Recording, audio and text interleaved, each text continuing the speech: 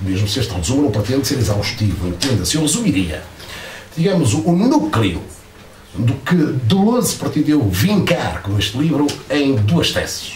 Primeira, o cinema não é uma linguagem.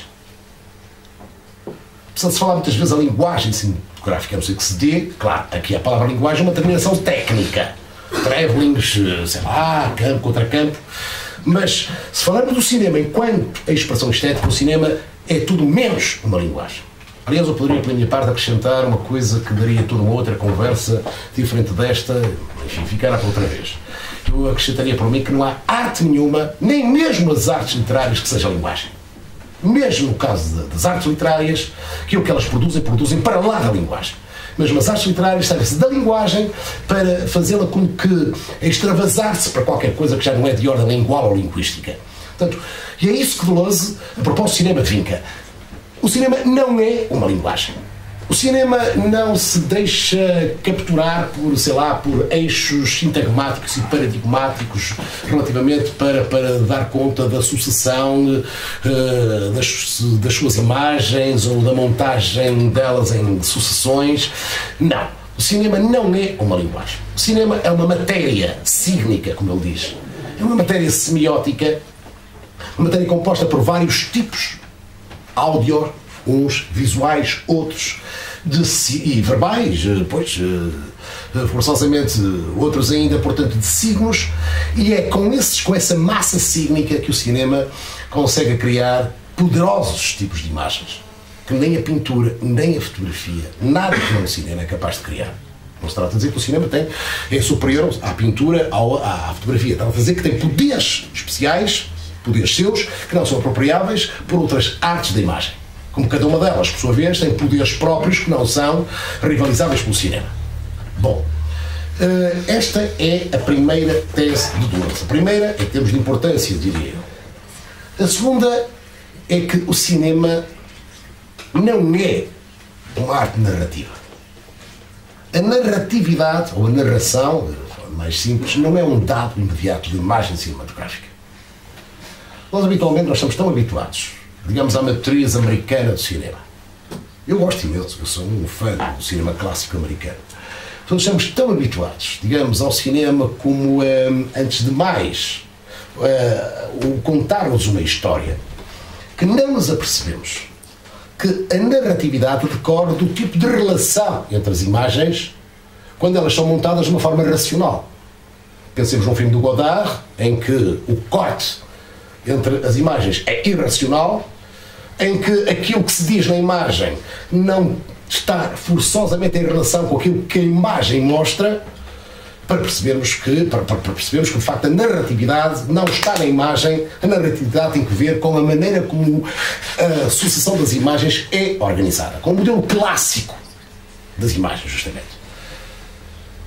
Isto parece importante destacarmos. Este seria, portanto, o segundo ponto aqui a destacar. Quais são as consequências desta visão deleuziana do cinema? É justamente mostrar-nos desde logo, isto parece-me importante, que o cinema tem um poder criativo a nível de tipos de imagem, por exemplo, aquilo que ele chama de imagem em tempo. Por exemplo, a poderosa imagem em tempo, criada ainda no tempo do cinema clássico, eu até vou mais longe, digo, ainda no tempo do cinema mudo, pelo japonês Yasujiro Ozu, precisamente. Ozu cria uma poderosa imagem em tempo, à qual correspondem, diz Deleuze, signos muito especiais, aquilo que ele chama os som-signos e os op-signos. Cria imagens extraordinárias. Cria imagens já não narrativas dentro do próprio código do cinema narrativo. A maneira como, por exemplo, não há ação nos filmes de Ozu, porque toda a ação é meramente verbal. Passou para as palavras, justamente. A maneira como a ação, aquilo que os filmes mostram, aquilo que podemos chamar a história dos filmes, está completamente desdramatizado. A tal ponto que a própria maneira de representar dos atores, a serenidade,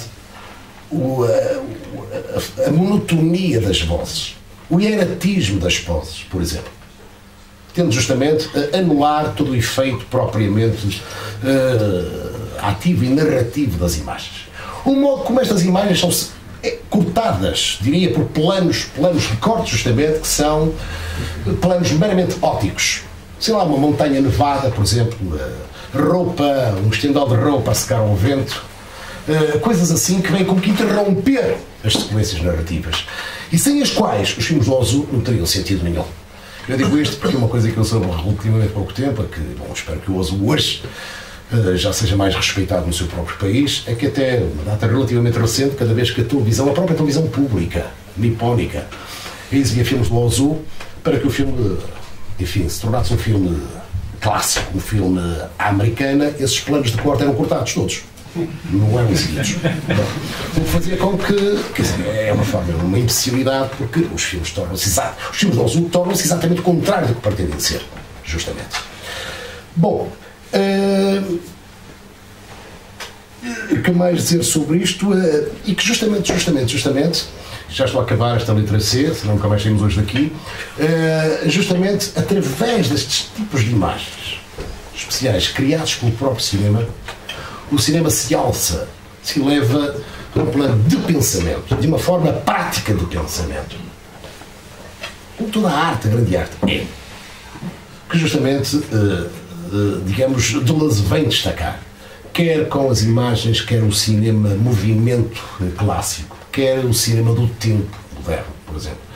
É uma forma de pensamento por imagem, absolutamente poderoso.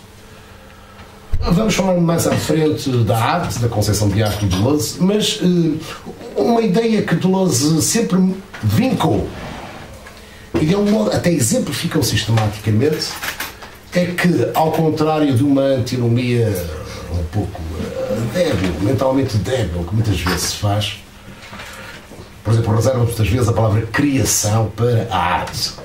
Dizemos, a arte é criação. Pois com certeza que eu também digo, a arte é criação. Mas a maior parte das pessoas que dizem isto não fazem ideia nenhuma do que estão a dizer quando dizem isto. Mas que, pois, a arte é criação. Mas criação de quê? Desde logo. Por exemplo, eu conheço muita gente que diz a arte é imaginação. Meus senhores, eu podia dizer que se há proposição estúpida acerca da arte, é dizer que ela é imaginação. Sem imaginação não há arte. Mas a arte é tudo menos imaginação. A arte é pensamento. A imaginação está ao serviço do pensamento na arte. Justamente. Isto parece-me importante porque nós muitas vezes não temos a noção disso.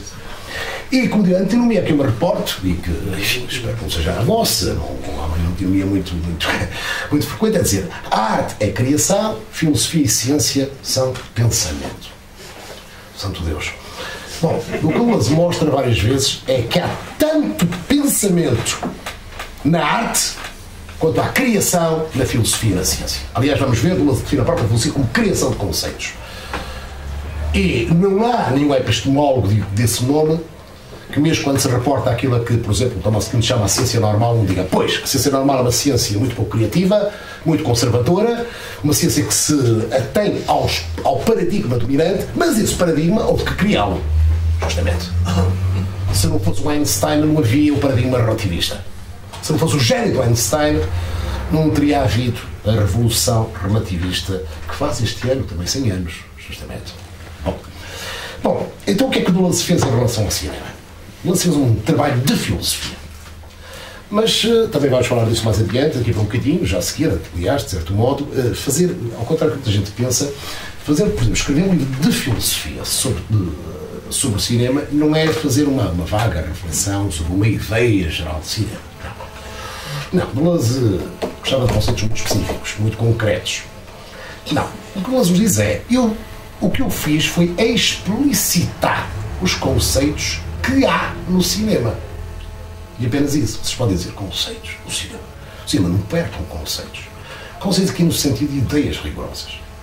Esses conceitos, diz Deleuze, são os do cinema. Os conceitos que Deleuze explicita são os do próprio cinema. Não são conceitos que, digamos, que Deleuze criativamente impõe ao cinema. Não, são os conceitos do cinema. Só que não estão lá nele, cinema, filosoficamente. Estão lá em estado prático, nas imagens. Portanto, trata-se de explicitar, portanto, de teorizar, de verter em teoria aquilo que está lá já no cinema, só que em estado prático. Isso, antes de Deleuze, ninguém tinha feito. Depois de Deleuze, muitos descobriram vocacionados para fazer isso. É o habitual. Um saltinho de C para F. E F é filosofia. Bom, finalmente vamos falar de filosofia. Já não dá assim. Bom, mais um golo. Não ganhamos uns anos. Ganhamos. Isto é uma bela noite. Sério, isto é uma bela noite. Mais um. Ele não vai ficar muito. Mal fresco. Aqui o meu deve estar a gostar muito para a benfiquista.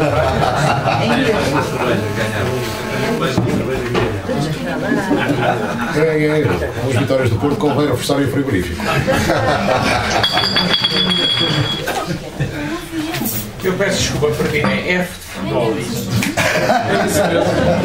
Volto no Porto. Também dá. F de filosofia.